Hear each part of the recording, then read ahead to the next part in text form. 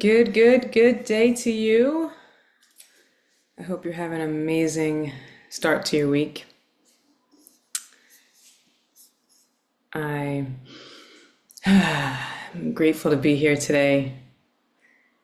I had a wonderful experience today that I wanted to share with you. But first, let's just arrive here before we talk about why it is that sometimes, even when we know what to do, we aren't able to do it. Why awareness isn't enough.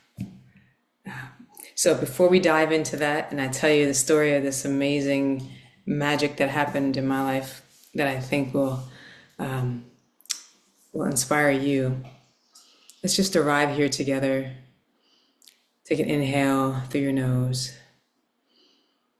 and out through your mouth. Let's do that 2 more times together. Feel your feet on the floor.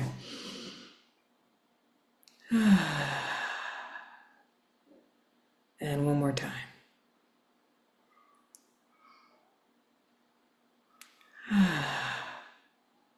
That may have been the first deep breath you've taken all day.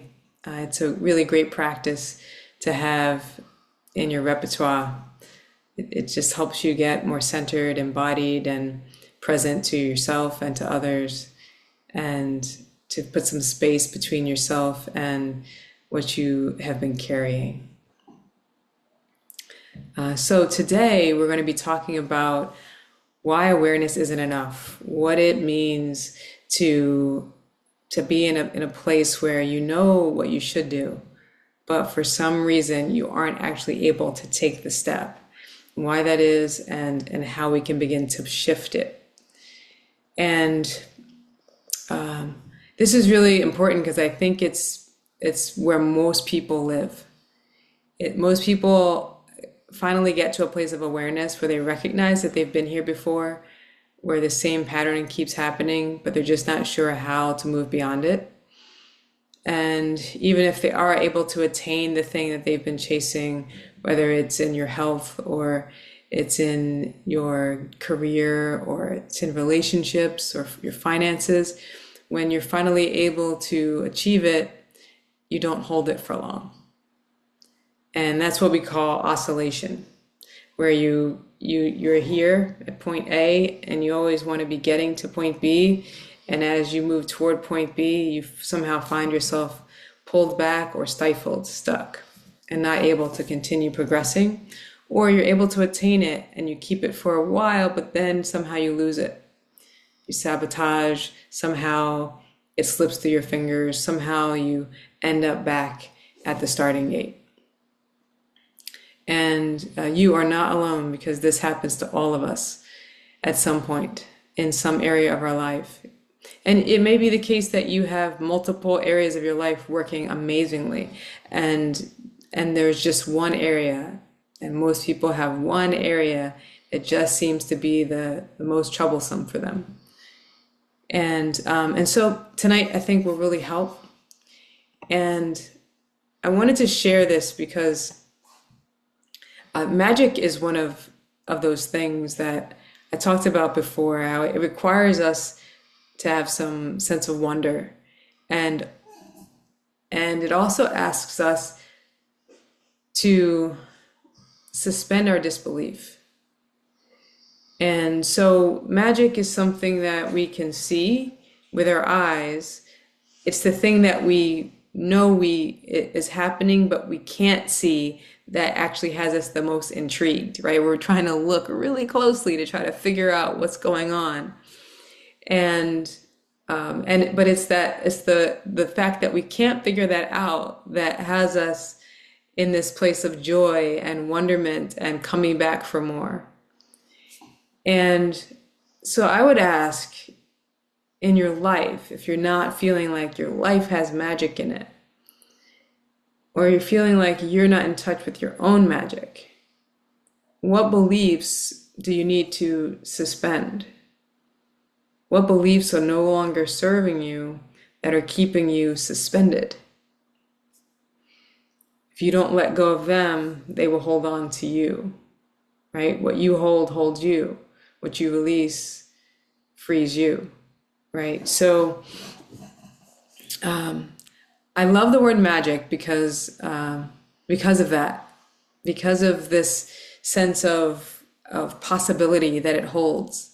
And just the word, you see like stars and you think of top hats and magic wands, and you just begin to think outside the realm of what's cognitively certain, of what is proven, of what has been past experienced and shown to be the way it is.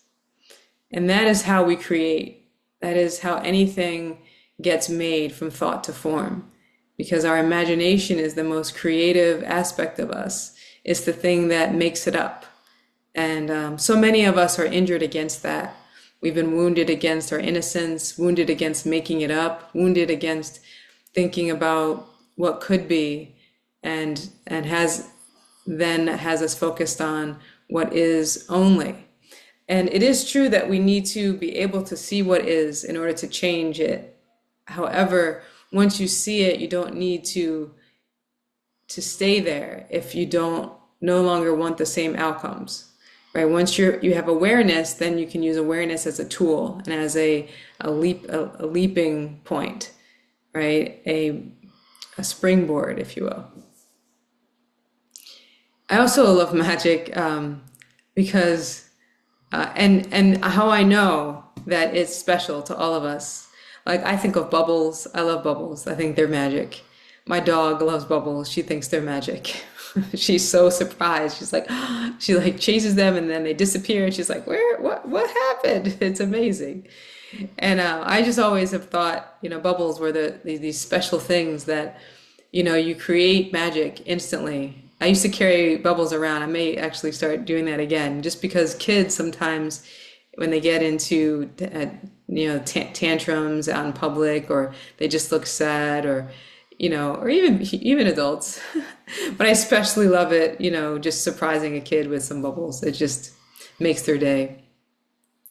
So I say that also because my clients have independently, they don't know each other, independently have called me and the work that we do magic. And I at first, I just smiled and went with it. And then eventually I started owning it. I'm like, yeah, I do create magic. I am magic. And just because I'm magic and I say I am magic, I'm not taking away from your magic, right? So we are all magic. And it's just that we need to remember our magic. And it's because they're in situations where they didn't think that what we have accomplished was possible. In pain one minute, out of pain the next, or having hoarding tendencies one minute and then the next minute wanting to clean, right? Feeling stuck and in an impossible job, and the next minute out of that job with a severance package and having your own business, right? It's just, we are magic and everything is possible. And I know that can be challenging to believe, especially if you had some life happen. But believe me, I've had some life happen. and challenges are part of the process. And they actually make the magic that much more special. And that makes the belief and the courage that it takes to continue to believe in the possibility that much more sacred and necessary. So today, I went to this park this morning. I got up, I straightened the house a bit, and that way, any cleaning that needed to happen, I didn't have to do anything. I left it. You know how when you walk into a nice clean space, I'd love that, so that I could come home and do some work once I arrive back home in a nice fresh space. And I took my dog out to a place called Okahili, which is a big, huge nature preserve slash park that is, when I say the word park, it seems like it would be a small place that is like in New York, where a park, is an enclosed area that seems small, but it's not, right? So this is over many, many acres. It's very nature oriented. The wetlands is, we're surrounded by wetlands here. So there's all kinds of animals that come, And so I took her there, and there within this huge, many multi-acre space is also a dog park. I took her there, and I didn't know about that place until yesterday. Yesterday, I took her on a long hike after a dog park visit in another park, and I met a woman as I was returning to my car after the long walk, and she mentioned that she had been at Okahili, and I'm like, Okahili? And so I inquired, and she told me about it. I was like, oh, tomorrow's adventure, right? I try to take my puppy on adventures. I feel like her life should be one big adventure. And so today we went there, and I didn't know what to expect. Didn't know. It was pouring rain also. It was pouring rain here, but we're heading into rainy season. So what are we gonna do? Not go outside when it rains? No. My dog loves the water, so we just go. We go out in the rain, and water is not gonna make you melt, right? You just get used to it here anyway. Or you stay in the house and your life gets very small for many months of the year. And so we went to this park, and after some time there, I met this young man named James, and we talked, and it was great. And he's from Oklahoma. We had this nice, human exchange. It was really beautiful. And then it was just Macy and I for a little bit, and then another person walked in and sat down, and he was just sitting there. He didn't have a dog, and as I'm kind of just watching Macy and responding to her when she wants me to throw the ball and doing, she's digging, she's doing all the dog things. Um, this gentleman asked me, he said, "You're spiritual." I said, "I am." And he said, "I knew it." I could tell, and I read energy really well, and I could tell he was heavy, right? He had a lot going on, and clearly you don't just come and sit in a dog park if you don't have something on your mind. Also, it's kind of obvious, but he did have a very heavy aura, and you could tell his face was a little bit long, and he was carrying some things, body language, speaking loudly, and so he says. He said, "I knew it," and I said, "Hmm." And so I just kind of let that, I let that sit for a little bit, and I kept playing with Macy, and I came back, and I talked to him a little bit more, and by and by we talked a bit more and more, and by the end, we had, a whole, as much of a coaching session as I'm willing to have in public with someone. I always like to leave people inspired or feeling more self-aware or self-loving, or just in a different space than we meet, right? Because I think that's our charge here. It's to leave people feeling, remembering who they are. Honestly, that's the reflection, is being who we are helps other people to be who they are. And so he said, "I want to keep talking," and like, well, I don't really.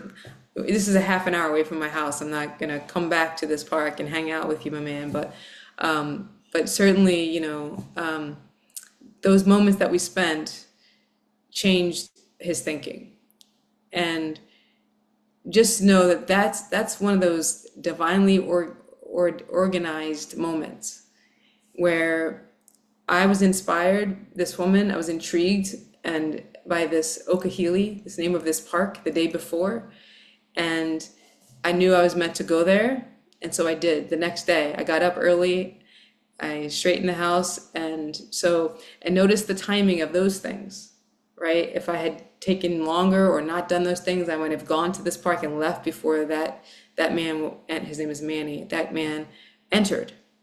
And the nature of the conversation, by the way, is much to do with what we're talking about right now, right? This is my life's work, right? And so we were talking mostly about shifting your state, having sovereignty over how you feel, really having Also have an intention about where you put your focus so that you're creating what you want to create versus not staying stuck in a cycle of creating that same outcomes over and over again that you don't want. And then finally, what to do about that. And I left him with very clear direction about how to stop that cycle and move forward. And and his energy shifted. And I asked him, I said, can you see how you have shifted? Can you feel yourself? And he was like, oh, it's like a fluttery, a lightness in here, he said. Exactly. And so that is the nature of good work, right? And I'm saying this so that you can also be aware of when you're feeling heavy versus light, and what causes you to feel that way. Often it can be just a shift in your perception. Sometimes it can be a choice in you deciding how you want to feel. Often we think about something different versus if our focus has been here and the emotions that have followed have been one way, shifting your focus to something that's here will bring about different emotions. And so that's the simplest way to have sovereignty, right? It's to shift your focus. There are other ways. However, I'm just saying that because this is the easiest way right now to express to you how to do that. And he was like, oh, he was like, yeah, he was like, this is how I feel like when I'm with my girlfriend and when I think about her, he's like, this lightness comes into his chest. And so he's starting to become somatically aware of how his energy is flowing or not, right? And so in leaving that conversation, I felt, anytime I'm sharing with someone, I'm also aware that I'm sharing so that I'm pouring into myself at the same time. I'm seeing myself in action. I'm seeing myself provide the wisdom that has been embodied. I'm seeing myself doing what I'm meant to be doing. I'm hearing the words and they're washing over me as they're washing over him. And I'm reminding myself of the same things because we're all in this together, right? And so it was one of those full circle moments, and this pretty much happens daily. Every time I go outside, especially if I take my dog, I meet someone, and this is pretty much what happens. Today I shared this one because of the divine organization of the meeting, which I have never been to this park before. And the timing of it was just so obvious that it was on purpose, right? And so just know that. Okay. So I could go on and on and on, but those, I think everything that I've shared so far is definitely on topic and valuable. But today's particular topic was and is about how we can move beyond awareness and how can we use the awareness to actually move forward, and why it's not enough to just see it.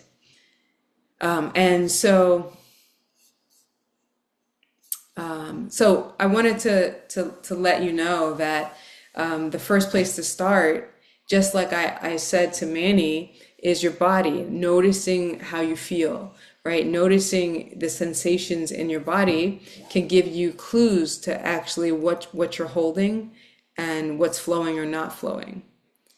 And often you may not be able to put a name to the actual emotion, because a lot of us aren't able to actually just say emotions right away. When someone asks us, how are we usually speak to what is top of mind, and which is usually the thing that's bothering us the most, or we speak top of mind the thing that is the best thing that's happening in our lives. Our default tends to be to the thing that's bothering us the most, or the thing that we're having the most challenge around, and we respond to how are you, or how do you feel with that. And so we can, even just right now, so much of what we hold gets held unconsciously. And so just right in this moment, just notice your body. First, just notice your feet on the floor. It sometimes can help to close your eyes if you like. And just notice the parts of you that are touching other things, like the seat, your hands on your lap.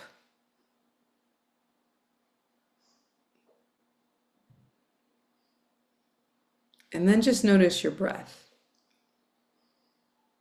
Just find it inside yourself, wherever you feel that it is.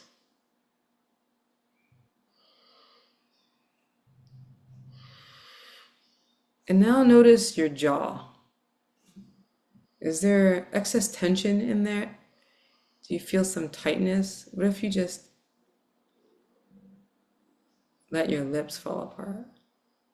Can you feel how much tension is still there? Or how much you were holding before you let your lips fall apart? Are your shoulders hiked up? Do you have a slight elevation in your shoulders? Or are they relaxed down away from your ears? I don't know why it was always itches on these things. Some my green juice.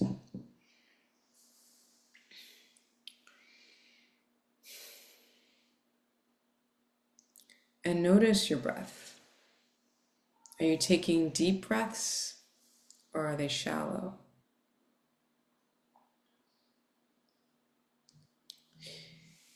So these three things, your jaw, your shoulders, and your breath, are three of the most noticeable places that we hold tension unconsciously. And so these could be places that you check in with yourself about during the day. You could even set a little alarm, a couple of times a day, just to check in and get into the habit of letting go. And the habit habit is when it's unconscious. So initially it'll be a ritual, something you do ritually, and then once it becomes unconscious as something that you just do as part of your day, it will be a habit.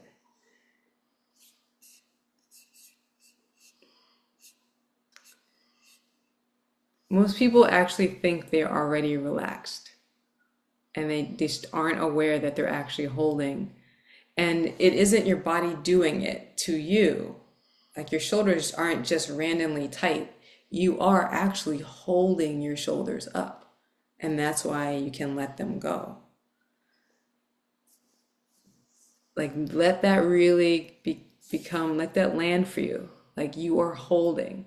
And so there is a lot of energy that we're expending to hold tension in areas of our body that don't require tension. We have something in our bodies called tone, which naturally exists in our body, and that gives our body form, right? It gives our body form. There's a natural amount of tone that our muscles hold when we're healthy.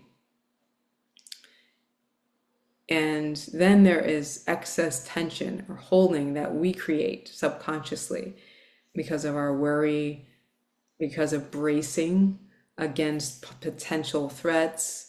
We're always subconsciously scanning the area for threats. That's just how we're set up. It's a survival mechanism. And one of the reasons that we can be excessively tired at the end of a day and we don't know why is because of all the extra holding that we're doing. And so that chest breathing, holding, bracing is all excess energy being expended in places that are causing you to increase your expenditure of energy that could be used elsewhere. It's also causing unnecessary stress responses that are cyclical, because the bracing it reinforces the same beliefs and the same thought processes that cause the bracing in the first place. So every time you interrupt that, you also interrupt that cycle.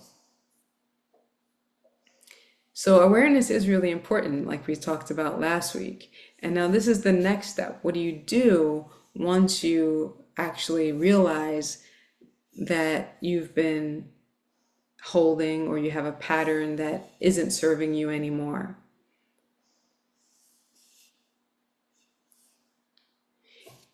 And so what patterns do you notice? You might notice that you have the same reactions to similar circumstances, or even the same reactions, maybe even unsolicited from in response to a person that you are holding unexpressed resentments about, or toward, or unforgiveness. If you have kind of a chip on your shoulder and don't really know why, have an attitude, it might be hormonal, but it also might be, you might have some self-resentment, or you might be holding anger or frustration or confusion or worry or guilt about something that you're not consciously aware of, how deeply it's affecting you. So this is why it can be really great to take inventory and to pay attention to how we're feeling so that we can let go of what is ready to be let go of. We can actually take action and look at and face and then let go of those things that will allow us to then make more space for us to have ease in and peace of mind, to move with more grace and ease, to respond versus react, right? This is just about self-awareness leading to different actions. So awareness, we've established, doesn't actually lead to change in itself all the time. Now, it is true that observation changes things. So just being aware of something it is very much transformative in that without it, you can't change. Also, you do begin to subtly shift things when you look at them. And so then there is completion. That's not going to happen with just awareness. Completion of a cycle, ending of a cycle, doesn't happen just because you're aware of it. It does require a different response, a different action, something to interrupt the loop. And so that thing that creates sustained change is established safety. Actually being safe enough or feeling safe enough in your body to actually take a different action continuously, having the courage to actually step forward and do the thing, especially if it doesn't correspond with the beliefs that you currently hold, if it goes against logic, which intuition often does. So this is how we begin to make the change permanent. We create safety, and safety is built on taking a different action than the one that reinforces the old pattern. So, for example, if you are someone who, as soon as they get money into their hands, they go right out and they find something to spend it on. And maybe the direct result isn't that you end up with not enough money at the end of the month, but maybe cumulatively, the repeated occurrences of the money in and money spent is what causes the lack of money to more money than you need at the end of the month,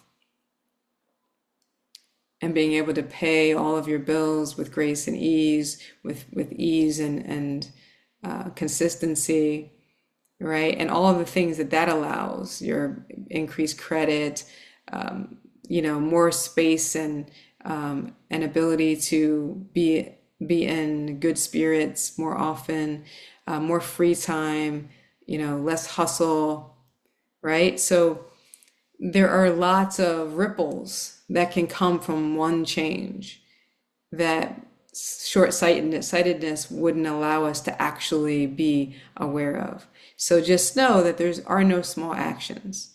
There are no small changes. But taking small steps relative to thinking about changing our whole life right now, just taking one step in one area creates the ripple effect. Changing one area of our lives actually often helps us to begin changing the rest because we are a system. We are a unified ecosystem. And so when you change one part of the ecosystem, you do change the whole ecosystem. So just know that your work is being leveraged. You can leverage these small changes that are cumulative over time is the way that permanent change gets made. It's taking an action that's different than the one you've been taking and then taking another and another. It's, interrupting the old pattern again and again and making a different choice, right? It's shifting your focus, right? These are all things that seem small but have great impact. And don't sleep on the ripples. Don't sleep on the ripples. Often we don't get to see the ripples. I recently had, what a blessing it was. Someone shared with me a ripple that I would have never known about. A little note that I had written that she then used as inspiration and as a primary focus to go and do some really cool things. I would have never have known that those words, those maybe 8 words I wrote on a piece of paper, would have had that much of an impact. But right, and so it's really lovely when we can share with someone how much something that they seemingly thought was small did for us, or recognize for ourselves how something that we did that seemed small in the moment really affected our lives. It can be really empowering and inspiring for ourselves to see and be aware and acknowledge.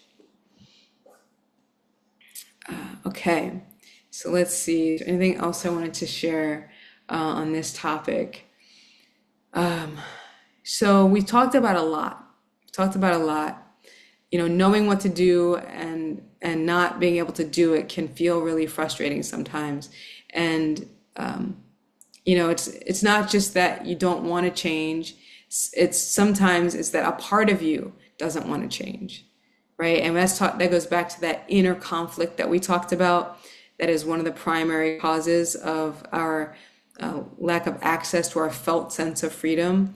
Is this inner conflict between our head and our heart, or one part of us that had a bad experience that remembers it and holds on to it and doesn't want us to experience those feelings again of disappointment or shame or rejection or loss, whatever it is that we don't want to experience again. And so we have a part of us, for example, that might want to get a raise at work, and then we have and do extra preparation for work when you get home, and another part of you actually doesn't want to get their hopes up that they're going to get the promotion, so they just want to lay on the couch and eat pizza when they get home and Netflix and chill, right? So you have both aspects of you are you, and one part of you wants to do it and really believes that it's possible, and another part not so much. And so then you have conflict. And so one of the tools that you can use to really further this awareness and to shift in the moment, create space between you and a situation, and also for you to show up with more presence in the moments of your life, is grounding or centering. Grounding is what you use when you are in a heightened state or a fight or flight state where you need to calm down. So grounding is actually bringing things back down. Centering is no matter where you are, you're bringing yourself back here. Grounding can be really helpful if you are experiencing a really drastic emotional uptick. Like maybe you're angry or frustrated, and you're in like you're really frustrated and you're expressing that frustration and you can't think straight. Grounding, going outside, putting your feet on the ground, bare feet to soil, can be a really great thing. You can also just clap your hands and bring yourself here to your center and breathe. And that can reduce the hyper activity of your nervous system, the dysregulation. And then we have centering. Centering is what I did with you, because I didn't know whether or not you'd be in fight or flight, or you're feeling low. Like if you're already feeling low, grounding isn't probably the best option. If you're already feeling low, you probably need a little help coming up, actually, right? And so it's not that grounding is wrong, because sometimes it can have an equalizing effect. To be sure that you're not going to be brought down more by, let's say, music, because you can listen to a certain music and that'll make you feel, bring you down, calm you down. But if you're already low and you really actually want to come back to your center, you might want to just get present. And so that's why I begin these with placing your feet on the floor and breathing, because that breath, where we can access our unconscious through breath as well, but it soothes and also focuses. So it soothes and focuses. So that's focus is kind of fire energy, and soothing is more earth energy. And so no matter where you're coming from, it centers you. Okay. All right. So we talked earlier about safety being the really important factor in our being able to create lasting change, because in the first session back 2 weeks ago, we talked about the patterns and how we're avoiding feeling something or avoiding doing something, and how avoidance in itself is a strategy often to not have ourselves revisit an old feeling. And we want to be able to experience all feelings and then bring ourselves back to center. Having elasticity and resilience in our nervous system is what we want. We want to be able to feel all the feelings and let all 90 seconds of our emotions be fully expressed, and then not land at the mercy of that emotion and have it cycle again and again. But we want to let the emotion be fully expressed and then find our center. And then from this place of centeredness, respond. Okay? So this is the goal. And when you're not, feeling grounded or centered, they're both depending on where you're beginning, right? Then this is where you're in a state of overthinking, right? You're in a loop of overthinking. It means you're stuck in a pattern of oscillation, or you're moving toward but back. You moving toward decision, then away from decision, toward decision, and away from decision. This is where you rush. Years ago, I made the decision to never rush. Nothing good ever comes from rushing. Often you'll find that rushing actually doesn't get you there any faster, and also just causes lots of accidents and disruptions and turmoil along the way, inside you and outside of you. And if you think back to the times that you've rushed, how often did it really turn out any better than if you had taken your time? And sometimes it may have even turned out better that you took your time. the thing just always works out. You get there at the exact right time. If a lot of people say, I believe that everything happens for a reason, and they might even quote things like, divine timing or everything's right on time, but they don't necessarily live that. And so what I'm encouraging is us to actually live the things that we know. Because we don't live the things that we know, we end up with results that are reflective of not knowing. And so to know and embody and do is the completion of knowing, right? And so we want to notice when we're breathing from a shallow place. We want to notice when we're being reactive. We want to notice when we have a need for control, right? When we're feeling thirsty, or we're feeling anxious, or we're feeling like we need to know the answer, or we need to know all of the steps before we start. Needing to know is, whew, that's a whole nother conversation. But these are things that needing to know is one of those. We talked earlier about being wounded against our innocence, and and wonderment and possibility, and just being okay with and trusting ourselves and trusting the process. The unfolding of our lives requires us reclaiming our innocence. Intuition requires us reclaiming our innocence, and so. Lots going on. And so when you're having all of these things, the overthinking, the need for control coming up, and the needing to have all the answers, the reactivity, all of it, we're in embracing. Notice what's happening in your body when you're having those repetitive thoughts, that shallow breathing, that reactivity, and the need. Right? Need is a word that can indicate and have a connotation of scarcity around it.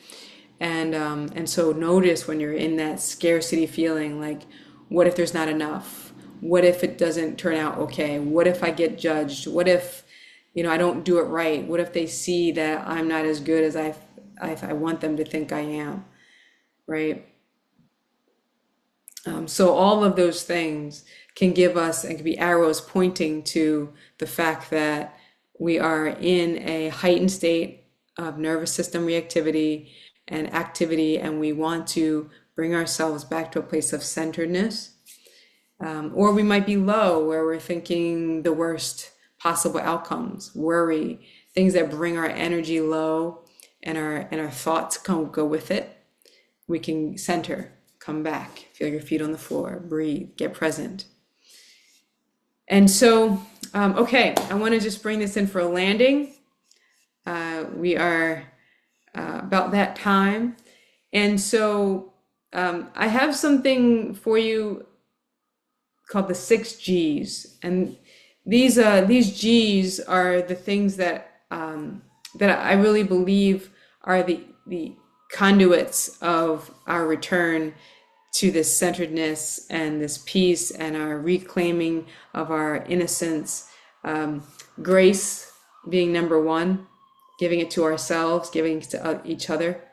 Gratitude, and it is absolutely possible, and I think necessary, to be grateful for what you have currently and also want more. That's the nature of life, always wanting more life, and also loving what is happening right now. Both, and not either or. Generosity. I have another story about that. I'll tell you another story, maybe next week. I'll tell you a generosity story. It's literally what I used to actually bring back my sense of wonderment and innocence just a couple of weeks ago.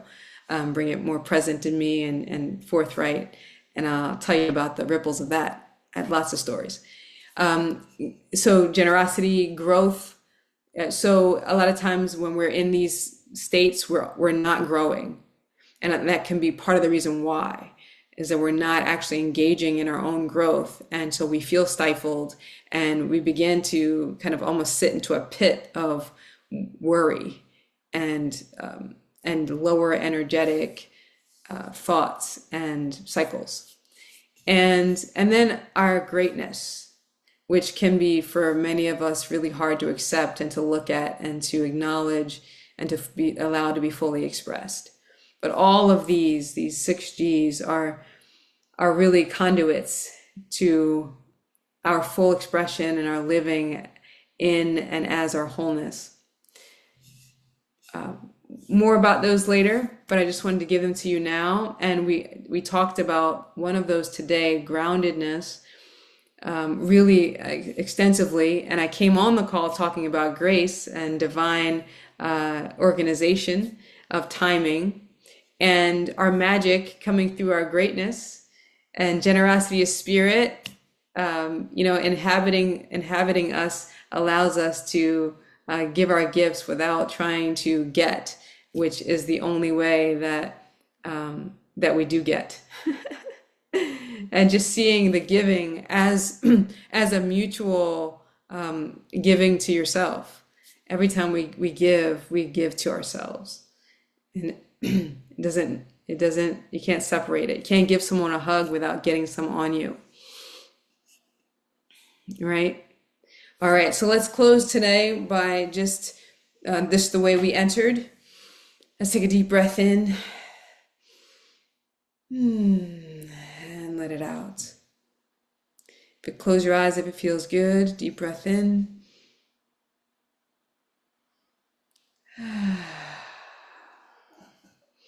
And let's take one more and allow our body to breathe with us, expanding 360.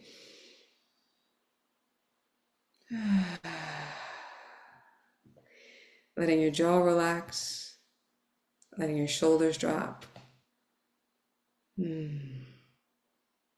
Yes.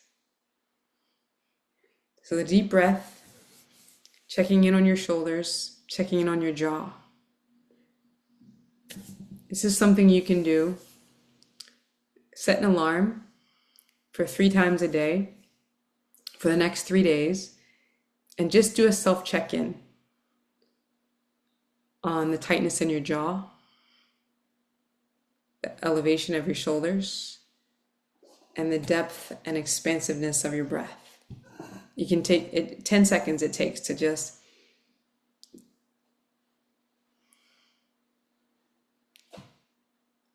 and then decide how you want to feel. If you interrupt the holding and choose to let go, then inertia will carry you on in the letting go and releasing. If you choose to keep it, maybe it feels like armor and like something you can use to battle something, and maybe you're battling something. It's just always up to you. So just choose what feels good for you to do in that moment. But checking in creates consistent awareness, and it'll train your subconscious to actually become aware and to make the change that you make, right? So your reticular activating system is always looking for and to give you more of what it is that you want to know more about. And so let's begin to use it for good rather than worry. Rather than looking for things to worry about, let's look for things that can help us to feel our best, and just noticing when we're holding, and then making a choice to either let go or just be aware of the holding and do something instructive with that energy. Maybe you want to use that energy for something. That's up to you. But you can transmute energy. It can be transmuted into dance. Maybe you choose to use it for dance. Maybe it can be helpful to be tense and then to let go into a movement. It can be really expressive, to play with the contrast of tension and relaxation. Yes. All right. It's been wonderful being with you today. Thank you for those who are watching the replays. I see you and I appreciate you. And I hope you're getting value out of these sessions. And I look forward to seeing you next week. Until then, lots of love to you. Share your magic. The world needs you just as you are to show up. Being you, the magic that is you, that will never be repeated in the history of the world. If no one's told you, I love you, and I'll see you soon. Bye for now.